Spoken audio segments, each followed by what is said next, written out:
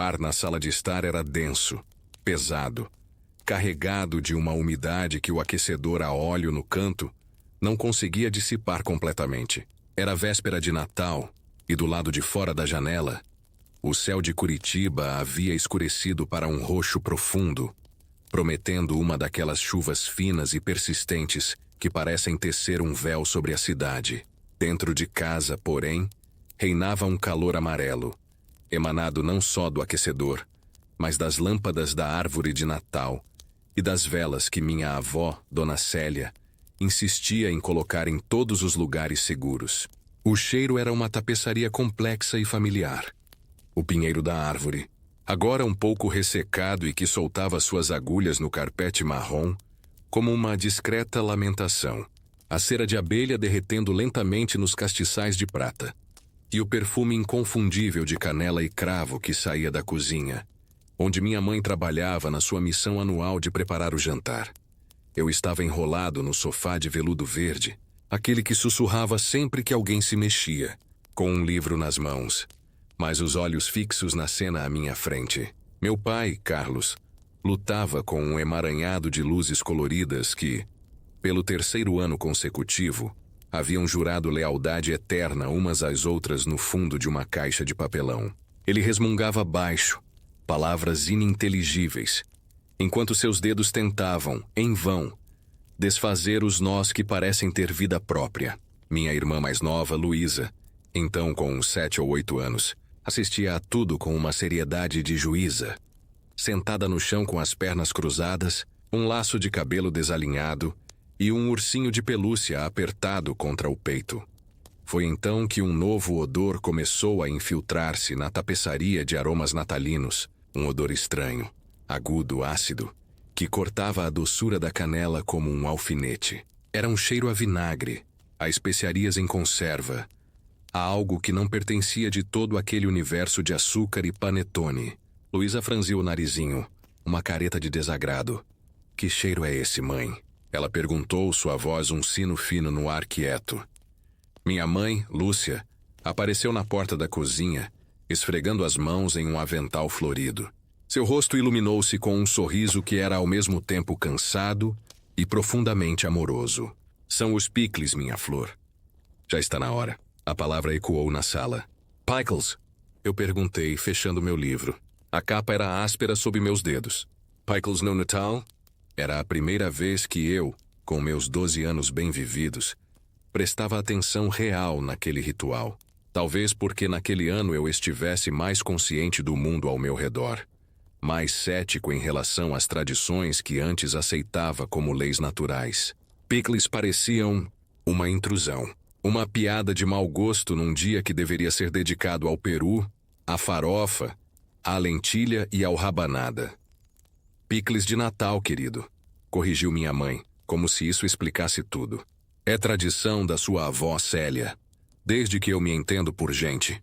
Dona Célia, sentada em sua poltrona preferida ao lado do aquecedor, acenou com a cabeça, seus olhos claros e cheios de histórias piscando para mim.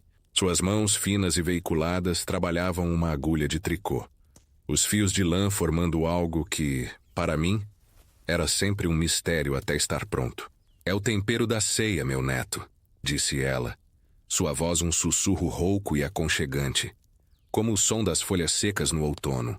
A vida não é só doce. Tem que ter o azedo também, o agridoce, para equilibrar. Eu não entendi bem na época. Para mim, equilíbrio na ceia de Natal era ter bastante molho de cranberry para acompanhar o peru. Pickles soavam como uma heresia culinária, mas a declaração solene da minha avó, o sorriso secreto da minha mãe e a curiosidade instantânea que acendeu no rosto da Luísa criaram uma atmosfera de expectativa. Meu pai, finalmente libertando uma luzinha verde do cativeiro, olhou para nós e deu uma risada baixa. Esperem até provarem. É uma explosão de sabor. Ou uma agressão ao paladar, depende do ponto de vista.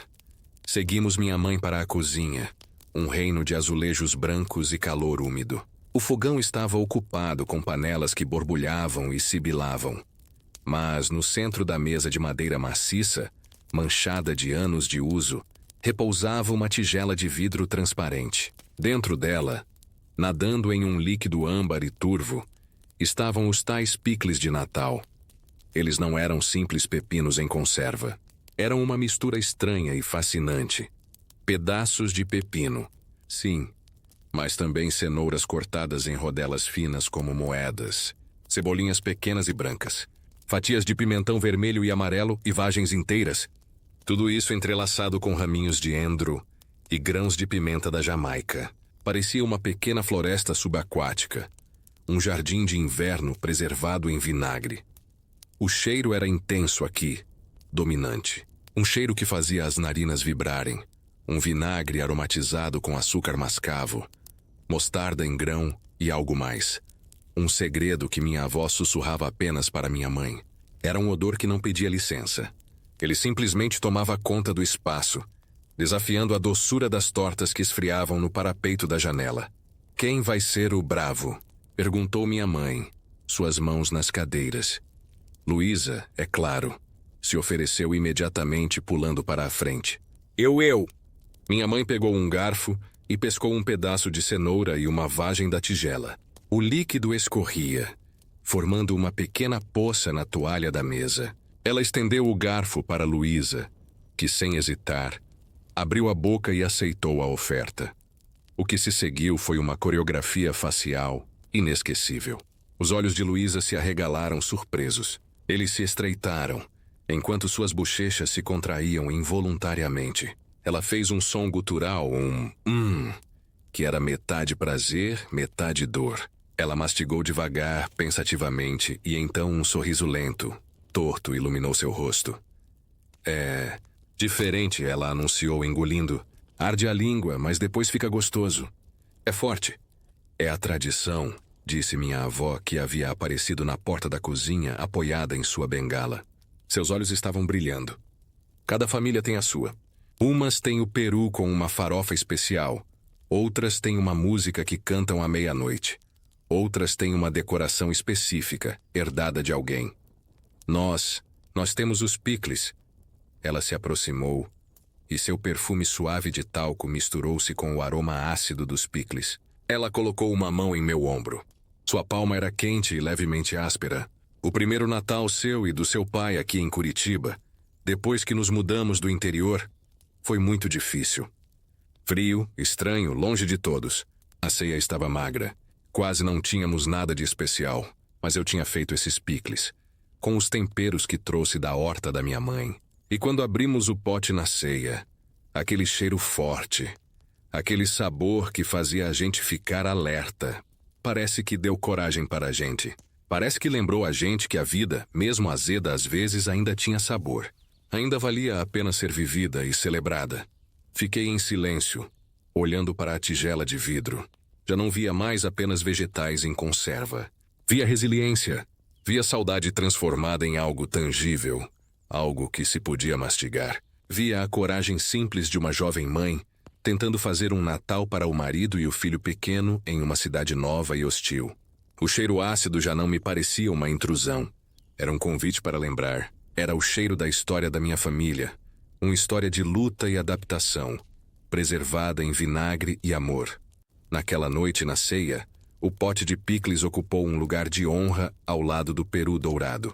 E quando chegou a hora, eu, que havia sido tão cético, fui o primeiro a pegar uma colher e colocar uma generosa porção ao lado da minha fatia de peru. A primeira mordida foi, como Luísa havia previsto, uma explosão.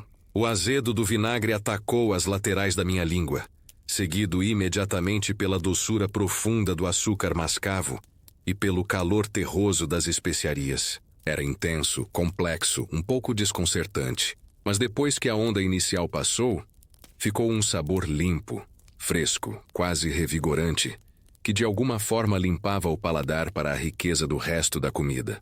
Era o contraponto perfeito. O azedo que fazia o doce parecer mais doce. A dificuldade que dava valor à alegria. Meu pai, ao meu lado, mastigou um pedaço de pepino com uma expressão de profunda satisfação. Nada como um bom picles para te trazer de volta à realidade, né, filho? Ele disse piscando para mim, e naquele momento eu entendi. Os picles de Natal não eram sobre o sabor em si, não inteiramente. Eles eram sobre a história. Era um artefato, um portal sensorial para um passado que eu não havia vivido, mas que me moldava. Cada mordida era um elo com a minha avó mais jovem, com o meu pai criança, com a luta e a esperança que haviam construído a minha vida confortável e aquecida. O cheiro que antes eu achava estranho agora era o cheiro do meu próprio legado. Um legado estranho, sim, peculiar, certamente, mas profundamente, inquestionavelmente, o resto daquela ceia de Natal foi tingido por uma nova camada de significado. Cada garfada de peru suculento, cada colherada de farofa com castanhas crocantes, era agora precedida ou seguida por um pequeno pedaço daquela conserva azeda e revigorante. Era como se os picles funcionassem como um reset no paladar. Uma pequena pausa de consciência entre as extravagâncias da ceia. Minha avó, sentada à cabeceira da mesa, observava a todos nós com um sorriso sereno, seus olhos percorrendo nossos rostos, lendo em nossas expressões a aceitação e o entendimento que finalmente floresciam. As velas na mesa tremulavam, projetando sombras dançantes que pareciam ecoar as histórias antigas que agora pairaram no ar, tão palpáveis quanto o cheiro do pinheiro e do vinagre. Anos se passaram. A tradição dos picles de Natal tornou-se uma âncora inabalável no mar, por vezes turbulento, da vida. Quando eu tinha 15 anos, um Natal chegou envolto em um silêncio pesado e diferente. Meu avô paterno, o Sr. Alcides, havia partido no outono, e a casa parecia ecoar sua ausência. A árvore foi decorada, mas as luzes pareciam mais fracas. A ceia foi preparada, mas o ar não carregava a mesma alegria despreocupada. O vazio que ele deixou era uma presença física, um frio que o aquecedor não conseguia vencer. Na véspera de Natal, minha mãe trouxe a tigela de vidro para a mesa da cozinha, mas os movimentos dela eram mecânicos, carentes daquele fervor ritualístico habitual. O cheiro dos picles, que normalmente era um prelúdio festivo, naquele ano parecia áspero, um lembrete ácido da dor que sentíamos. Quando nos sentamos para a ceia, o pote ficou ali, intocado, por longos minutos. Ninguém tinha coragem de ser o primeiro a quebrar aquele silêncio solene. Foi minha avó Célia quem, com uma mão trêmula, pegou a colher de servir. Seus olhos estavam vermelhos, mas secos. O Alcides. Ela começou, sua voz falhando por um instante antes de se firmar. O Alcides detestava picles quando nos casamos. Virou o nariz, disse que aquilo era coisa de gente sem dente. Um sorriso fraco e saudosista tocou seus lábios. Mas um Natal muito difícil. Assim como o primeiro que passei com seu pai, ele se serviu. Disse que se era a tradição da família, ele faria parte dela. E comeu. E fez aquela careta horrível que vocês todos conheciam. Uma risada baixa e coletiva percorreu a mesa. Lembrávamos da careta clássica do vovô Alcides. Um amontoado dramático do rosto que ele fazia toda vez. Mesmo depois de, secretamente, ter começado a gostar. Ele nunca admitiu, continuou minha avó, enchendo o próprio prato com uma porção generosa. Mas todo Natal, ele era o primeiro a pegar o pote depois de mim. Era a nossa pequena batalha silenciosa. A minha tradição teimosa contra o paladar teimoso dele. E no final, sabem de uma coisa? Acho que os dois ganhamos. Ela colocou um pedaço de cenoura na boca e mastigou devagar, fechando os olhos. O azedo ajuda a gente a sentir o doce que ainda está aqui. Ela sussurrou, mais para si mesma do que para nós. Naquele momento, os picles não eram apenas um elo com o passado distante. Eram uma ponte direta para a memória recente do meu avô. Eram a lembrança viva de sua careta, de sua teimosia, de seu amor silencioso por nós e por todas as nossas esquisitices familiares. Aquele sabor agressivo e revigorante tornou-se naquela noite um tributo. Era o sabor da saudade, sim, mas também da permanência. A vida era azeda e doce, triste e alegre, e os picles de Natal eram a nossa maneira peculiar, teimosa e profundamente amorosa de honrar essa complexidade toda. Quando eu tinha 18 anos, prestes a sair de casa para a faculdade em outra cidade, o ritual ganhou um novo significado para mim. Era dezembro, e o ar já estava carregado daquela eletricidade nostálgica que precede uma grande mudança. Desta vez, Não fui apenas um espectador ou um consumidor da tradição. Minha mãe me chamou para a cozinha na manhã do dia 24. Está na hora, ela disse simplesmente, apontando para os sacos de compras sobre a bancada. Dentro deles estavam todos os ingredientes familiares. Pepinos frescos e firmes, cenouras com a terra ainda presa à pele, vagens verdes e vibrantes, cebolinhas brancas como pérolas. Vou ajudar? Perguntei, e minha voz soou mais ansiosa do que eu esperava. Você vai fazer, ela corrigiu com um sorriso. É a sua vez de aprender. A tradição não é só comer, é passar adiante. E assim, naquela manhã iluminada pelo sol fraco de verão que entrava pela janela da cozinha, eu recebi a herança da minha família. Não eram joias ou mobília. Era uma receita. Era o conhecimento de como escolher os pepinos mais crocantes, de como cortar as cenouras em rodelas da espessura certa para absorver o tempero sem desmanchar. Minha mãe ficou ao meu lado, suas mãos guiando as minhas num momento ou outro. Sua voz um murmúrio calmo e instruindo. O segredo não está só no vinagre e no açúcar. Ela explicou enquanto eu misturava a calda em uma panela. O cheiro ácido doce subindo e embaçando os vidros da janela. Está no tempo. Eles precisam descansar.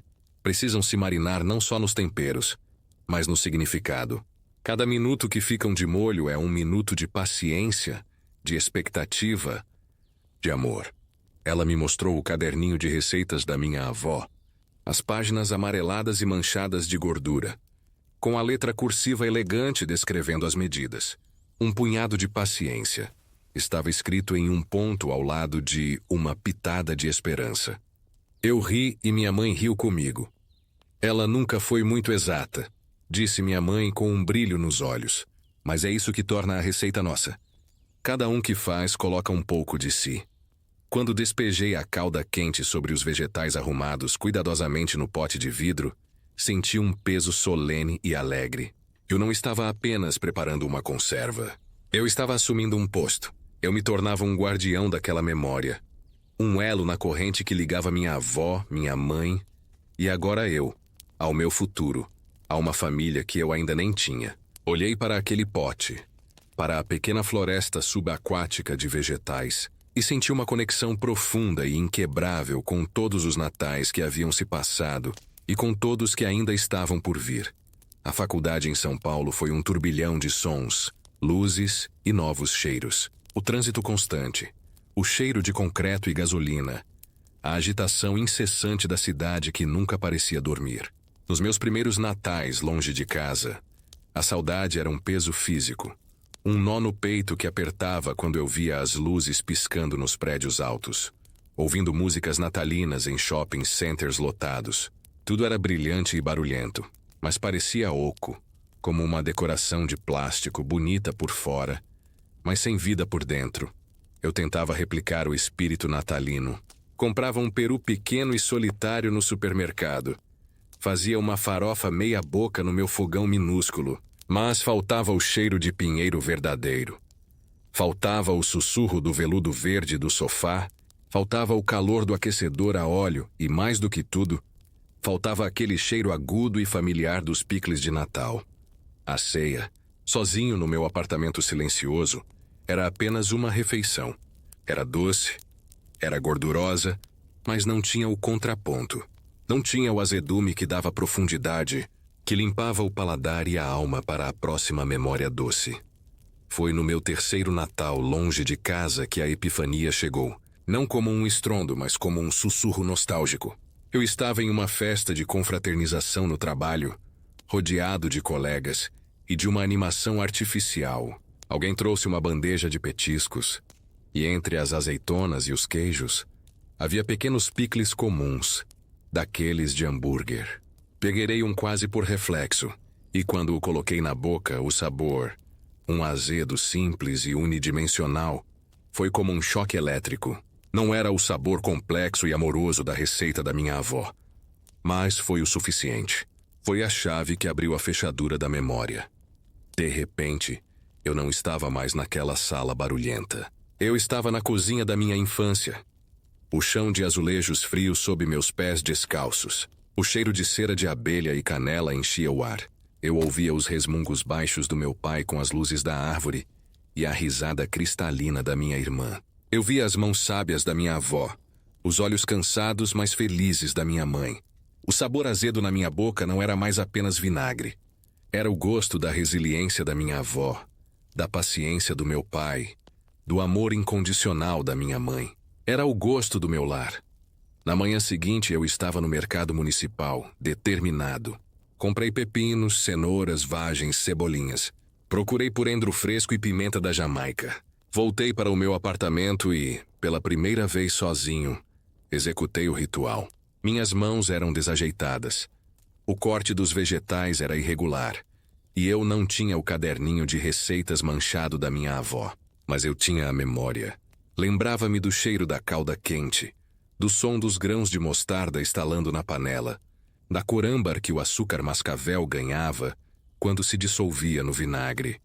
Enquanto a mistura fervia, o pequeno apartamento começou a se encher daquele aroma inconfundível, o mesmo que um dia eu havia considerado uma intrusão. Agora era o cheiro mais reconfortante do mundo. Era o cheiro da minha própria história. Uma história que eu podia levar comigo para qualquer lugar. Quando despejei a calda sobre os vegetais no pote, uma emoção profunda e calmante lavou sobre mim. Eu não estava mais sozinho. Eu tinha trazido um pedaço de casa, um pedaço da minha identidade para aquele lugar. Na noite de Natal, sentado à minha mesa, com meu peru solitário e minha farofa meia-boca, abri o pote. O cheiro explodiu, dominante e familiar, preenchendo cada centímetro do apartamento silencioso. Peguei uma colher e servi-me uma porção generosa. A primeira mordida foi, como sempre, uma revelação. O azedo cortante, seguido pela doçura e pelo calor das especiarias. Mas desta vez havia algo mais.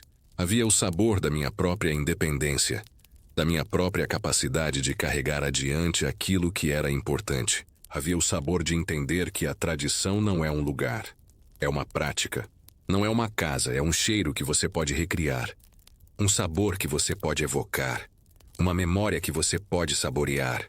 Naquele momento, olhando pela janela para as luzes da cidade grande e impessoal, eu senti uma paz profunda. Eu tinha encontrado o meu porto seguro, e ele cabia perfeitamente em um pote de vidro.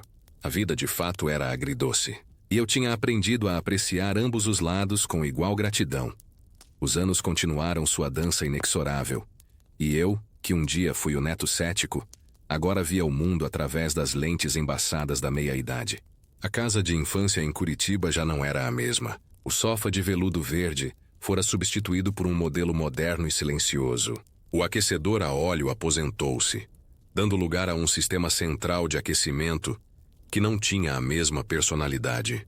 E o coração daquela casa, minha avó Célia, agora habitava apenas nossas memórias e suas receitas escritas à mão, que minha mãe guardava como uma relíquia.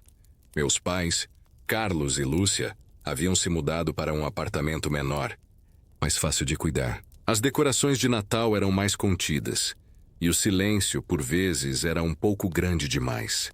Eu visitava todos os natais com minha própria família, minha esposa, Ana, e nossos 2 filhos, a pequena Laura, de 6 anos, e o pequeno Pedro, de 4. Era meu papel agora levar a tradição adiante. Atravessar a cidade carregando não apenas presentes, mas o pote de vidro com os picles que eu mesmo preparava em minha casa.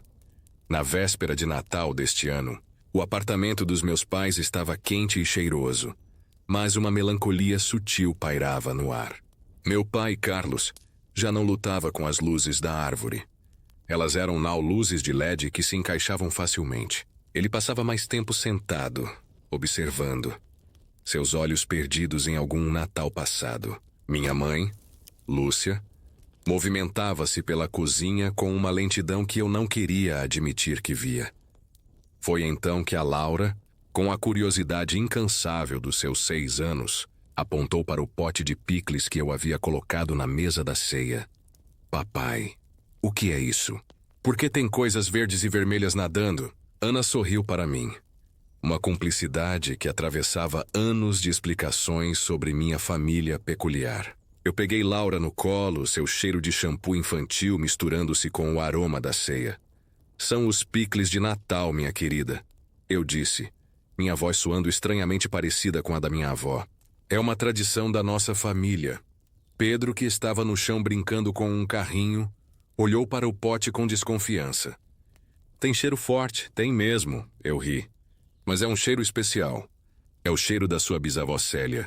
Contei a eles a história. A história que um dia minha avó me contou naquela mesma cozinha, numa casa que já não existia. Falei da mudança para a cidade fria, da ceia magra, da coragem encontrada no fundo de um pote de vidro. Minha voz preencheu o silêncio do apartamento, e eu pude ver pelo canto do olho meus pais parando para ouvir. Os olhos da minha mãe se encheram de lágrimas silenciosas, mas seu rosto estava iluminado por um sorriso.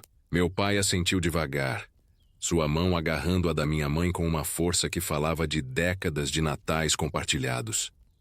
Quem vai ser o bravo? Eu perguntei, ecoando a pergunta da minha mãe de tantos anos atrás. Laura hesitou, olhando para a mistura âmbar com uma expressão séria. Foi Pedro, o desconfiado Pedro, quem surpreendeu a todos. Ele se levantou, deu um passo decidido em direção à mesa e apontou para uma vagem. Eu quero esse, ele anunciou. Eu peguei um garfo, pesquei a vagem e a estendi para ele. Ele abriu a boca, seus olhinhos arregalados fixos na minha, e mastigou. A careta foi instantânea e gloriosa. Um contorcionismo facial minúsculo que fez Laura dar uma risadinha.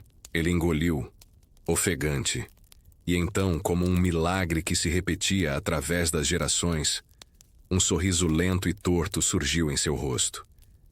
É gostoso, ele declarou para o espanto de todos. Mas é gostoso! Foi como se um feitiço tivesse sido quebrado. A alegria pura e desimpedida invadiu a sala. Laura, encorajada, quis experimentar também. Meus pais, revividos pelas risadas das crianças, se serviram. Ana, que já havia se acostumado com a tradição, pegou a maior cenoura que pôde encontrar. Naquela ceia, observando minha família, minha esposa rindo, meus filhos experimentando corajosamente o sabor da sua própria herança, meus pais com os olhos brilhando com memórias novas e antigas, eu entendi o ciclo completo. Os picles de Natal nunca foram apenas sobre o passado. Eles eram sobre o futuro. Eram um fio condutor, um elo tangível que ligava minha avó Célia ao pequeno Pedro, que ligava a coragem de uma jovem mãe à curiosidade de uma criança.